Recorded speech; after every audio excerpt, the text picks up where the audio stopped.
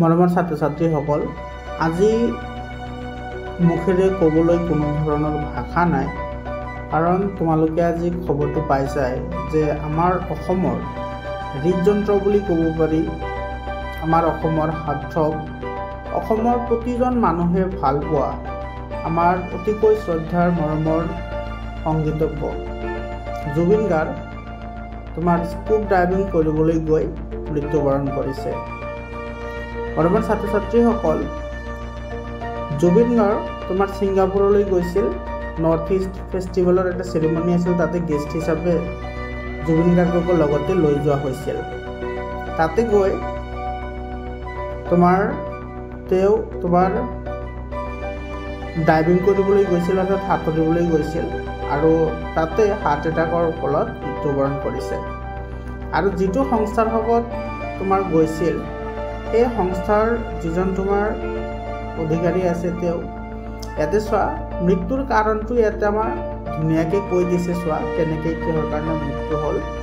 যে জুবিন গাৰ্গৰ দুৰ্ঘটনাৰ সময়ত ছিংগাপুৰৰ ব্যৱসায়ীসকলৰ সৈতে মই আলোচনাত ব্যস্ত আছিলোঁ।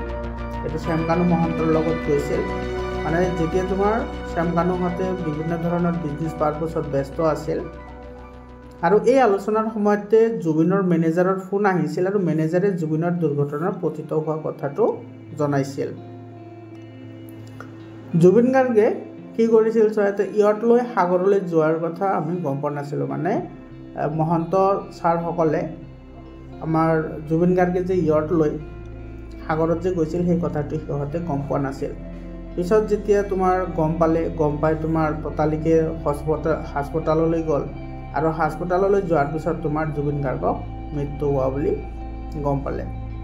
মৰমৰ ছাত্ৰ-ছাত্ৰীসকল, এইখন ছবি তোমালোকে চাব পাৰা। এইখন ছবি তোমাৰ তাতে ছিংগাপুৰত গৈ সাগৰত উঠা ফটো, এইটো মৃত্যুৰ আগতেই ফটোখন উঠিছে।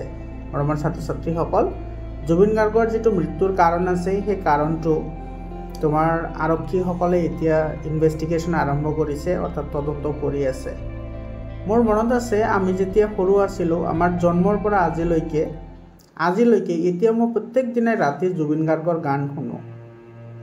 আৰু জন্মৰ পৰা যেতিয়া আমি সৰু আছিলোঁ, একো বুজি পোৱা নাছিলোঁ, তেতিয়াই কিন্তু জুবিন গাৰ্গ বুলিলেই আমি অসমৰ সংগীতজ্ঞ বুজি পাইছিলোঁ, বা অসমৰ গান বুলি ক'লে জুবিন গাৰ্গক বুজি পাইছোঁ।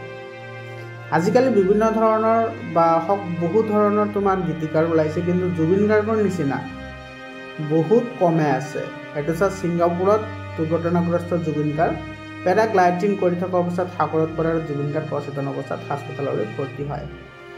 মৰমৰ ছাত্ৰ-ছাত্ৰীসকল, এই জুবিন গাৰ্গৰ মৃত্যুৰ যেতিয়ালৈকে তোমাৰ অন্ত্যেষ্টিক্ৰিয়া সম্পন্ন নহয়, এইটো চোৱা তোমালোকে চাব পাৰা। যেতিয়া তোমাৰ স্কাইভিং কৰি তোমাৰ পানীৰ তলত সোমাইছিল, তেতিয়া তাতে যিসকল তোমাৰ সহায়কাৰী মানুহ আছিল, সেইসকলে এনেকৈ জুবিন গাৰ্গক পানীৰ তলৰ পৰা অতি সোনকালে ওপৰলৈ লৈ আহিছিল।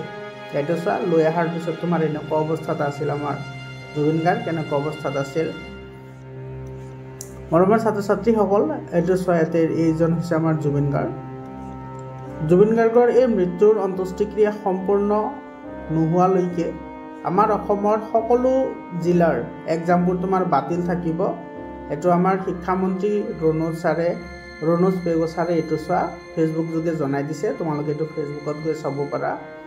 ইয়াতে কৈছে, চোৱা, শ্ৰদ্ধেয় শিল্পী জুবিন গাৰ্গৰ অকাল মৃত্যুৰ পৰিপ্ৰেক্ষিতত সকলো বিদ্যালয় পৰিদৰ্শকক কাইলৈ অনুষ্ঠিত হ'বলগীয়া 6মাহীয়া পৰীক্ষা কিংবদন্তী শিল্পীগৰাকীৰ নশ্বৰদেহৰ অন্ত্যেষ্টিক্ৰিয়া সম্পূৰ্ণ নোহোৱা পৰ্যন্ত পিছুৱাই দিবলৈ নিৰ্দেশ দিয়া হৈছে। তো তোমালোকৰ যিসকলৰ তোমাৰ এক্সাম আছিল, সেই এক্সামবোৰ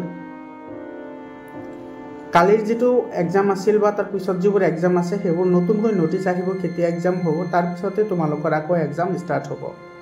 মৰমৰ ছাত্ৰ-ছাত্ৰীসকল, তোমালোকে আমাৰ অসমৰ সাৰ্থকৰ কাৰণে সকলোৱে 1 মিনিটকৈ শোক প্ৰকাশ কৰিব পাৰা। অলৰেডি আমি কৰিছোঁ, আৰু তোমালোকে সকলোৱে ভগৱানৰ ওচৰত দোৱা কৰিবা যাতে তেওঁ স্বৰ্গত যাব পাৰে। মৰমৰ ছাত্ৰ-ছাত্ৰীসকল, তোমালোকৰ এক্সামটো পোষ্টপন হৈছে, তো তোমালোকে এক্সাম পোষ্টপন হৈছে বুলি পঢ়া বন্ধ নকৰিবা, তোমালোকে অলপ অলপকৈ পঢ়ি যাবা। তো আজিৰ কাৰণে এইখিনিয়ে। বহুত দুখ লাগিছে, একেবাৰে অন্তৰটো ভাগি পৰিছে যেতিয়া মই খবৰটো শুনিছোঁ। মোৰ মানে ভৰিৰ পৰা মাটি নোহোৱা হৈ গৈছে, এনেকুৱা অৱস্থাত হৈছিলোঁ।